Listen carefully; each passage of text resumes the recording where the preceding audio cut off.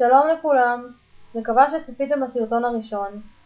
כעת אראה לכם כיצד עליכם לטייב את הנתונים בתוכנת חוגים על מנת שיוכנסו כראוי לתוך אתר קהילה אחת. ראשית כל, ניכנס ללשונית קבוצות. אבחר למשל חוג פיסול של שלוחת אלון, פיסול מגילאי א' עד ד'.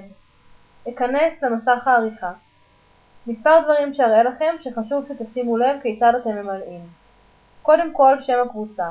אנא הכניסו את שם הקבוצה כפי שמופיע לפניכם.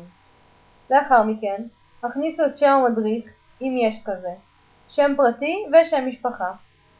בדקו מה המחיר שהכנסתם ולכמה יחידות, שזה באמת תואם את מה שרציתם לעשות, וכדי שמשתמש באתר קהילה אחת יוכל לראות כמה עולה לו חודש פעילות או פעילות חד פעמית, תלוי בסוג הפעילות שתכניסו. אנא הכניסו את תאריך התחלת הפעילות, ולאחר מכן את תאריך סיום הפעילות. ולבסוף, במידה וברצונכם שהפעילות תיראה באתר קהילה אחת, ודאו כי הסטטוס על פעיל. סטטוס שיהיה לא פעיל, לא יעבור לאתר קהילה אחת. לאחר מכן עברו ללשונית ימי הפעילות. בלשונית זו, אנא ודאו שאתם מכניסים את ימי השבוע שבהם מתקיימת הפעילות, את המיקום וכן את השעות. לאחר מכן, בדקו בלשונית את המחיר, שהמחיר שהכנסתם בלשונית פרטי הקבוצה אכן כמו שמופיע פה, ולבסוף עברו ללשונית פרסום באינטרנט. כאן כמה דברים שעליכם לוודא. ראשית כל, שמסומנים שני הווים שאתם רואים לפניכם. לאחר מכן, בדקו שסימנתם לאיזה גילאים מיועדת הפעילות, באיזה תחום מדובר, וכן שכתבתם תיאור קצר לפרסום. לבסוף, רשמו תיאור ארוך, הסבירו בפירוט מה החוג, כיצד יתקיים, על מנת שמי שמבקר באתר יוכל לקבל את כלל הפרטים לגבי אותה פעילות. לאחר מכן, לחצו על שמור קבוצה.